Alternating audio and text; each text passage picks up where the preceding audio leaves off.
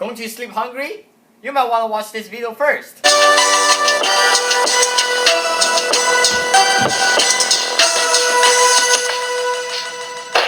Hey, what's good? It's Mojo here. Welcome back to another video. Sleep, sleep, sleep. Alright, sleep is it's a very, very important thing that we have to do every single day. You have to do it every day. You don't think about it. No rest days for sleeping. You have to do your sleeping to make sure that your body functions at its maximum performance. You have to sleep to make sure that your body can at least sustain itself for long term if you want to maintain health, longevity in health.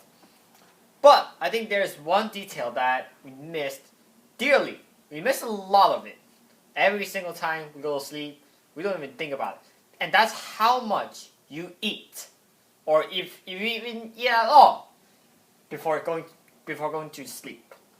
Let's get right into it. I love slides. And by the way, this is a way, way better computer and I'm getting better slides, better presentation. So hopefully, my video quality can be better from this point. Let's start from facts, as we always do, right? Your body is still functioning during sleep. Now, what do you mean by that? When you're sleeping, your body doesn't completely shut down. It's still circulating blood. Your heart is still beating. Even your brain somehow is still functioning because your brain is getting repaired, which is from all the dirty chemicals, from all the work and from all the fatigue that it has during the day. And then your brain, your body repairs the brain during REM sleep, which is during the deepest stage of your sleep when you are dreaming. Oh! When that is happening. During that process, it's burning calories and it requires energy for basic repair functions, like we said. Your body is still consuming energy, your body is still burning the calories. So what winds up happening is that if you don't go to bed, if you don't go to bed nourished, that's the best way I could put it at, your body is going to be malnourished during sleep. The fact is, your body is still functioning and is still consuming a lot of energy during 8.5 hours sleep, which is the one that I'm aiming for, and especially for those of you who sleep 9-10 hours in a day, which I don't know why. It's gonna consume up a whole ton of calories between your dinner, or even if you have dessert, until next morning when you have breakfast. So you gotta make sure that you at least get your intake in somehow. Your body doesn't starve for 9 hours. Now at this point you're probably thinking, hey, you know what? Why should I eat before I sleep? Wouldn't it cause weight gain? Wouldn't it cause yada yada yada? Well, we're gonna talk about that a little bit today. It really depends on what type of food that you're eating and the quality of food that you're eating. Now, I'm no nutritionist. Now, I am no, again, health professional yet. But I can tell you, if you eat the correct stuff, such as yogurt, such as complex carbohydrates, right? We're not talking about sugary carbohydrates like cookie or brownies. We're talking about something like oats, granola. That's another good one. And quite frankly, the kind energy bars that I've been eating, that hopefully they could at least provide me with enough energy to carry on during the time that I am actually laying in bed sleeping. It will keep your body from hunger pangs. Now this is where things get a little bit interesting and get a little bit tricky because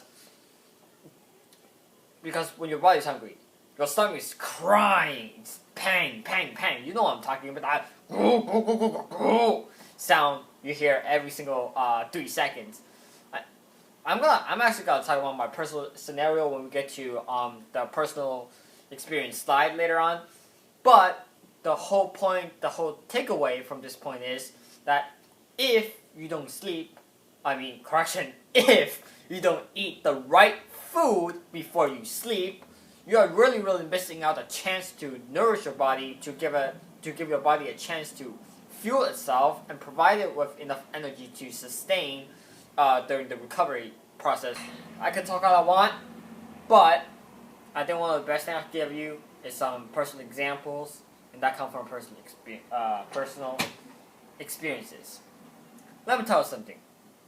A couple days ago, when I was sleeping over in my uncle's house, I still do as of now because of this coronavirus.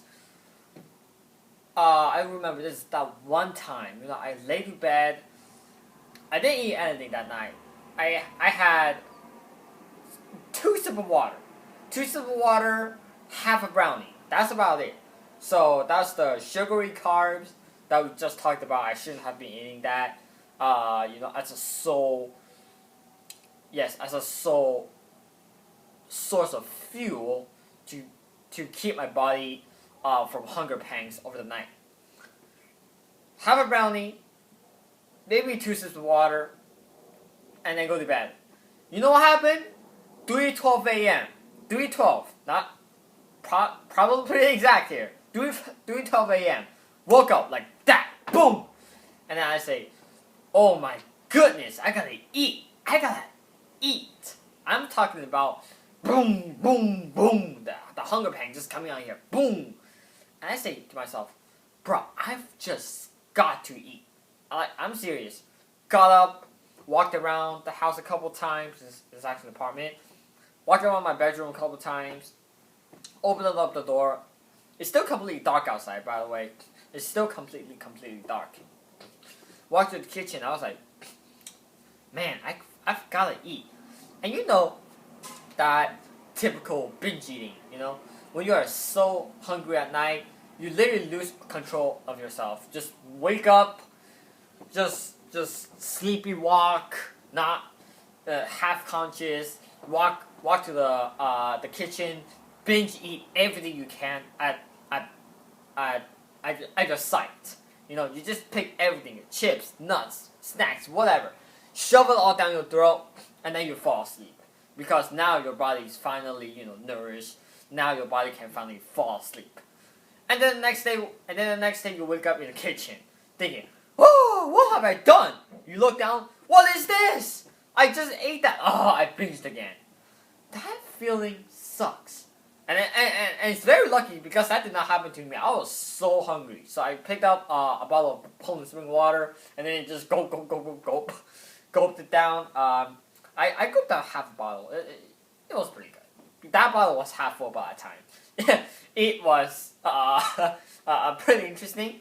Gulped down the half a bottle of Poland spring and then somehow because I didn't got my food, I controlled myself from eating food and I brushed my teeth already.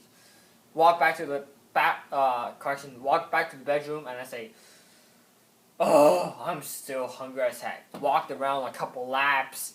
Has been at least 5 minutes, and that was the 5 worst minutes I've ever spent in between 3 and 4 a.m. Worst 5 minutes. Seriously, I was so hungry. Tried to go back to bed, rolled around, it didn't work. Rolled around for a good hour, and then it's next day. Woke up, and then I say, "Oh, well, I finally get to eat now, right?" Grabbed an apple, sliced it up, consumed the whole apple, just shoved it down the throat, and then I start to bake some egg roll pastry that I had in the fridge, and then I finally had it. So that was it.